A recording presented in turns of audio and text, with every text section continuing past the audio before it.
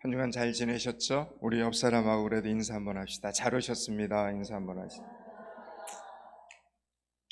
우리 한동대 학생들이 한 14명 정도가 매주 와서 예배를 드리고 또 이렇게 봉사를 하는데, 지난 주간에 이제 기말고사를 보고 다 고향으로 갔어요. 빈자리가 좀 보이는데, 방학 동안 이 학생들이 각자의 처소에 돌아가서 또 믿음 생활 또 잘하다가 또 이제 가을 학기에 또 만날 수 있도록 기도해 주시기 바랍니다. 그래서 또 하나님 은혜 가운데 저기 멀리 텍사스에 이렇게 이민을 간 우리 원선 집사, 그리고 경미 집사 봄이 가을이가 빈자리를 채우고 있어요. 너무 감사하다 이런 생각이 듭니다. 잘 지냈죠?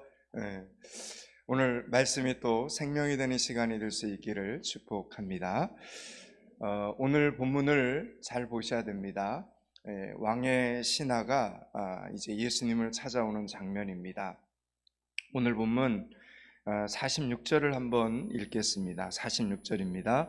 예수께서 다시 갈릴리 가나에 이르시니 전에 물로 포도주를 만드신 곳이라 왕의 신하가 있어 그의 아들이 가버나움에서 병들었더니. 아멘.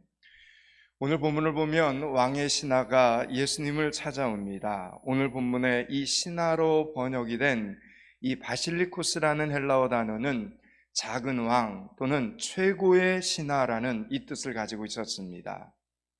그러니까 헤롯 왕의 신하 중에 최고의 권세를 가진 자가 예수님을 찾아온 것입니다. 그는 헤롯 왕의 명령으로 예수님을 찾아온 것이 아니었습니다. 그는 지금 개인적인 문제로, 가정의 문제로 인하여 예수님을 찾아왔다라는 것입니다. 사람들은 어떤 때에 예수님을 찾게 되는 것일까요?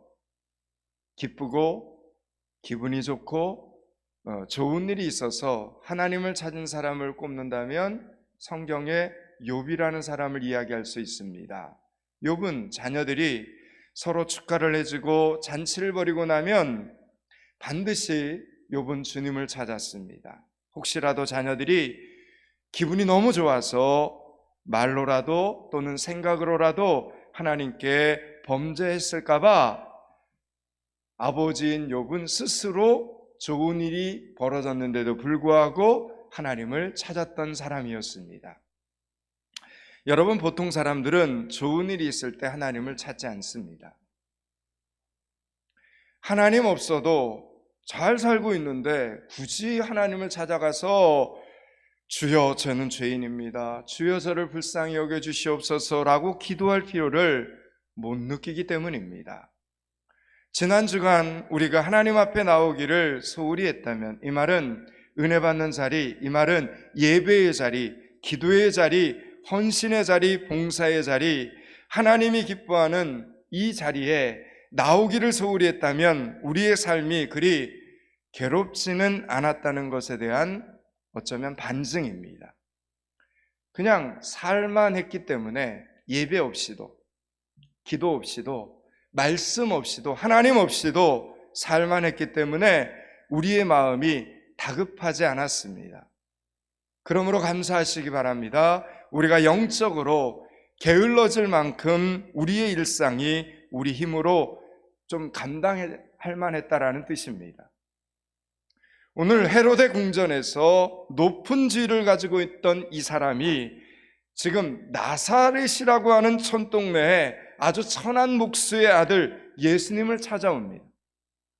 지금 예수님이 어디에 계시는가를 아마 권세가 있었으니까, 능력이 있었으니까 수소문했을 것입니다. 그리고 지금 가나에 이 예수라는 분이 있다라는 소식을 듣고 32km나 떨어진 이 가버나움에서 온 것입니다. 그에게는 예수님이 지금 먼 거리에 계신다는 것이 결코 문제가 되지 않았습니다. 정말 다급한 문제가 그에게, 그의 가정 가운데 있었기 때문입니다. 그것은 지금 자신의 아들이 죽을 병에 걸린 것이었습니다. 이게 문제였습니다. 이 가정에. 여러분, 고난은 사람을 겸손하게 만듭니다. 일이 이 지경에 이르면 자신의 체면이나 자신의 위신을 돌아볼 겨를도 없이 그냥 단순해집니다. 여러분, 지금 아들이 죽게 될 지경에 이른 이 상황에서 무슨 다른 생각을 할 수 있었겠습니까? 아들을 꼭 낳게 해야 한다라는 생각 앞에 여러분, 미국인들, 스페인인들, 여러분 거기가 멀어 보이겠습니까? 그러므로 단순한 마음과 겸손은 어쩌면 고난이 주는 선물이라고 해야 할 것입니다.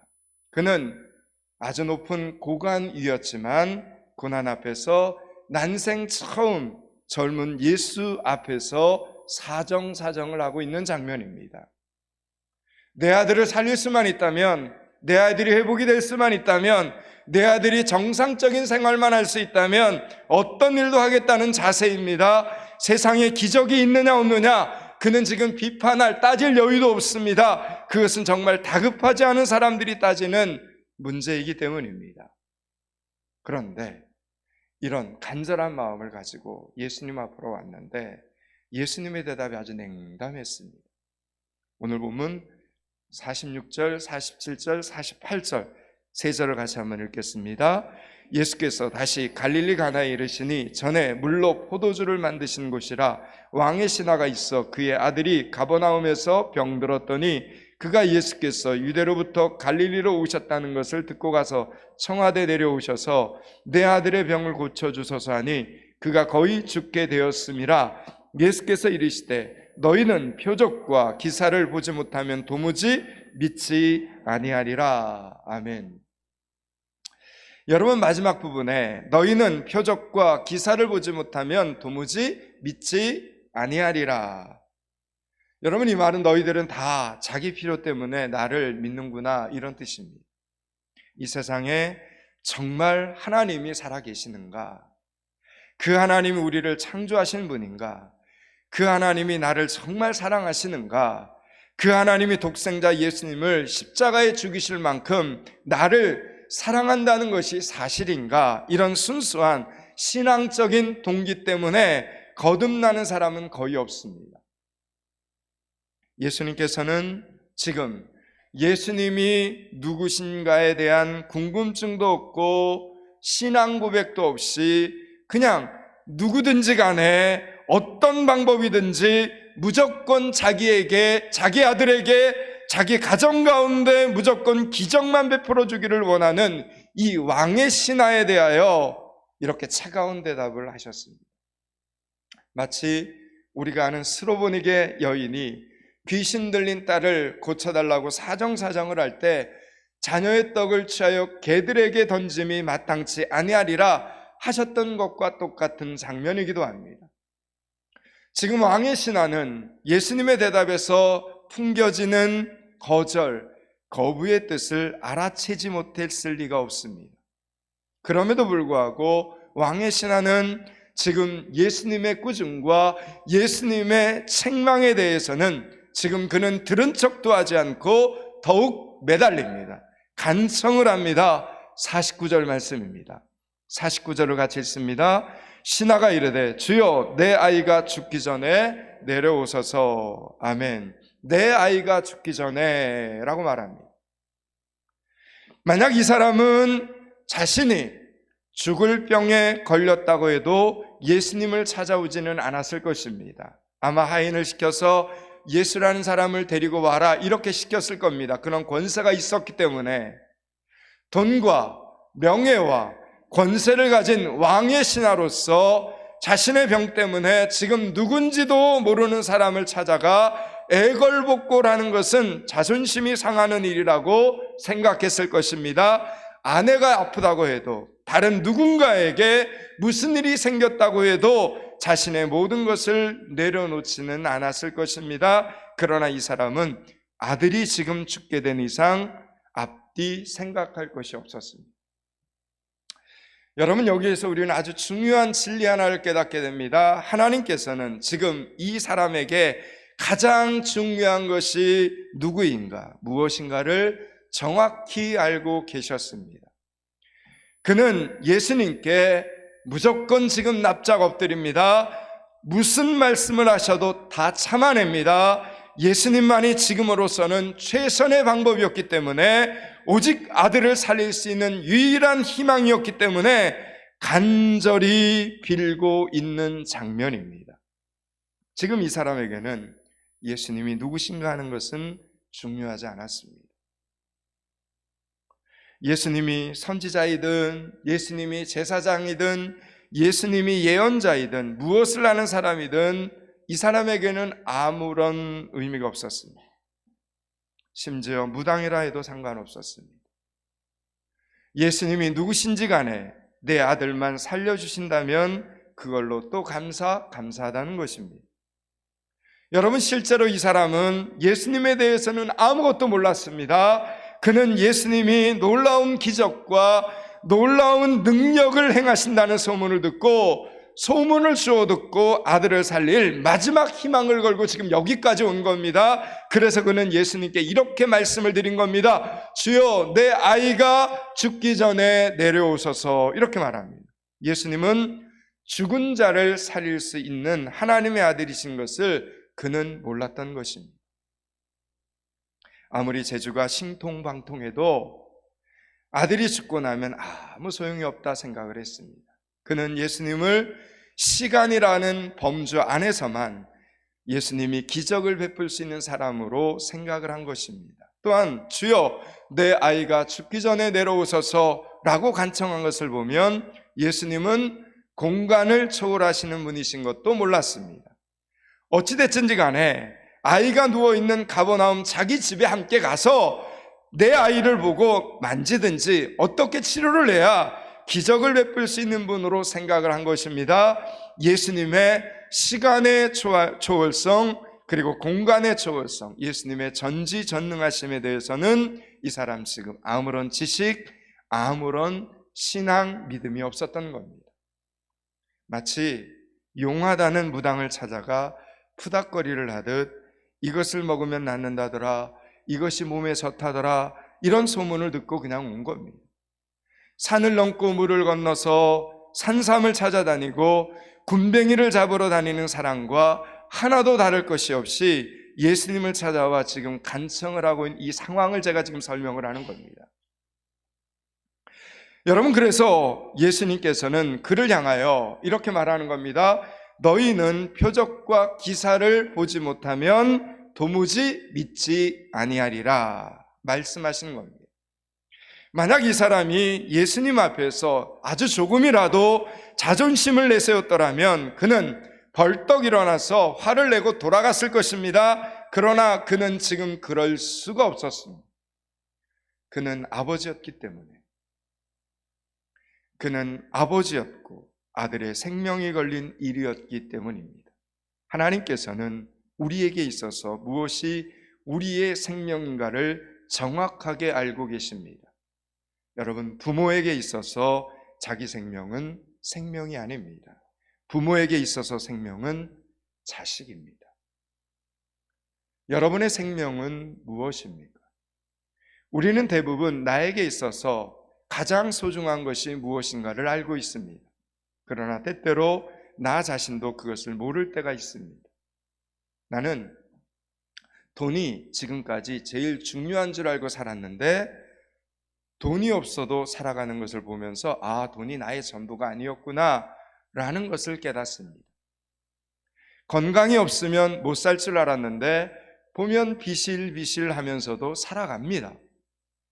사랑이 없으면 하루도 못 살 줄 알았는데 나름대로 행복하게 살고 있습니다. 지금까지 내가 의지하고 있던 것들이 사실 생명은 아니었던 것입니다. 하나님께서는 이 사람의 생명을 아주 정확하게 알고 계십니다. 이 사람을 사랑하셔서 이 사람이 예수 그리스도를 믿도록 만들기 위해서 지금 이 사람을 아프게 하신 것이 아닙니다. 이 사람의 아들을 아프게 하셨습니다. 아들이 아프게 되자 이 사람은 지금 만사를 제껴두고 예수님을 만나러 왔습니다. 아들을 위해서라면 못할 것이 없는 사람이었습니다. 이 사람에게는 하나님이 아니라 아들이 하나님이었습니다. 그럼에도 불구하고 예수님은 이 사람을 끝까지 물리치시지 않으셨습니다. 예수님께서는 우리들이 예수님을 찾는 동기가 이렇게 바르지 못한다 하더라도 여전히 저와 여러분을 불쌍히 여겨주시는 하나님의 아들이심을 믿으시기 바랍니다.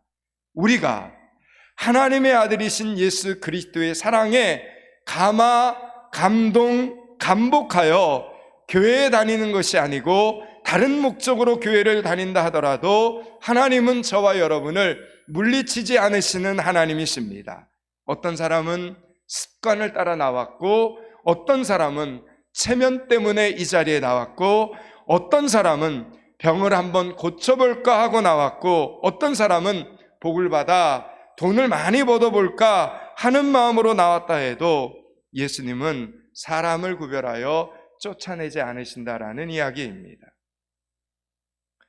예수님은 그냥 그럼에도 불구하고 교회에 나온 자체를 불쌍히 여기시고 하나님의 은혜를 내려주십니다. 더 나아가 진정으로 그 사람이 예수 그리스도 안에서 거듭날 수 있는 기회를 주시고 들을 귀를 허락해 주시는 하나님이시다라는 이야기입니다. 여기에 우리의 소망이 있는 것입니다. 오늘 본문 50절 말씀을 읽겠습니다. 50절을 같이 읽습니다. 예수께서 이르시되 가라 내 아들이 살아있다 하시니 그 사람이 예수께서 하신 말씀을 믿고 가니라. 아멘. 여러분, 오늘 본문에서 가장 중요한 대목이 있다면 바로 이 말씀입니다. 오늘 이 50절 말씀. 여러분, 예수님은 예수님에 대한 지식이라고는 눈꼽만큼도 없는 이 사람에게 아무것도 물어보시지 않으시고 그리고 설명하지도 않으셨습니다. 다만 예수님께 끝까지 자존심 다 내려놓고 그럼에도 불구하고 예수님께 끝까지 매달리는 그 간절함 하나를 귀하게 여기시고 기적을 베풀어 주셨습니다. 그런데 예수님께서 지금 이 사람에게 응답을 주시기는 주셨는데 이 응답이 초신자에게는 너무나 어려운 응답이었던 것입니다. 지금 내가 함께 가서 내 아들을 고쳐주마 라고 하셨다면 얼마나 좋겠습니까? 이 왕의 신하가 기다린 응답은 바로 이것이었습니다. 함께 가주는 것이었습니다. 그런데 예수님께서는 그냥 한마디 합니다. 가라 내 아들이 살아있다, 이 말만 하셨습니다. 분명히 집을 출발할 때 죽어서 숨이 넘어가게 생긴 것을 본인이 직접 보고 왔는데 예수님께서는 지금 단 한마디 가라 살아있다 이 말만 하셨습니다. 어디가 어떻게 얼마 동안 아팠는지 아들의 증상도 물어보지 않으시고 아들이 원래 태어날 때부터 어떤 병을 앓고 있었는지도 물어보지 않으시고 나이가 몇 살인지 몸무게는 몇 킬로그램인지 알러지는 있는지 없는지 물어보지 않으시고 그냥 무작정 이 초신자에게, 믿음도 없는 이 사람에게 그냥 가라 이렇게 말씀하십니다. 밑도 끝도 없이 내 아들이 살아있다 이 말만 예수님이 이 왕의 신하에게 선포하셨습니다. 도대체 이 말씀이 응답이라고 믿어지느냐는 것입니다. 여러분, 그런데 놀랍게도 이 사람은 이 말씀이 믿어졌습니다. 기적은 바로 이것이 기적이 아니겠습니까? 하나님의 말씀이 믿어지는 것. 예수님께서 기적을 베푸시는 것은 하나도 놀라운 일이 아닙니다. 예수님께서 아픈 사람을 낫게 하시는 건 뭐가 어렵겠습니까? 예수님께서는 성경에 보니 죽은 나사로도 살리셨고 나인성 과부의 아들이 죽어서 장례식 치르러 가는 것도 살리셨습니다. 예수님께 기적은 어려운 일이 아닙니다. 정말 어려운 일은 예수님의 말씀을 믿음으로 아멘하는 것이 어려운 것입니다. 그런데 우리가 아멘할 때 이렇게 기적이 일어나게 되는 것입니다. 아멘. 51절, 52절, 53절을 보겠습니다. 51절서부터 53절을 같이 읽습니다. 내려가는 길에서 그 종들이 오다가 만나서 아이가 살아났다 하거늘 그 낳기 시작한 때를 물은즉 어제 7시에 열기가 떨어졌나이다 하는지라 그의 아버지가 예수께서 내 아들이 살아있다 말씀하신 그때인 줄 알고 자기와 그 온 집안이 다 믿으니라. 아멘. 여러분, 왕의 신화는 그래도 예수님이 같이 가주셔야 되죠. 여러분, 이렇게 자기의 방법, 자기의 생각 고집하지 않고 그냥 예수님의 말씀을 믿고 갔습니다. 이 말은 예수님의 말씀에 그냥 아멘 하고 갔다는 것입니다. 그는 예수님의 말씀을 들었습니다. 예수님의 말씀을 들었을 때 정말입니까? 라는 그 흔한 반문 한번 하지 않고 예수님의 말씀을 믿고 혼자서 집을 향하여 걸어갑니다. 그는 돌아가다가 종도를 만났고 아이가 낳았다는 소식에 언제부터 낳기 시작한지를 물어봅니다. 아들이 우연히 낳았다고 생각했기 때문에 물은 것이 아니죠. 분명히 이것은 우연이 아니라 예수님께서 고쳐주신 기적이다 생각이 되어서 그 시간을 물은 것입니다.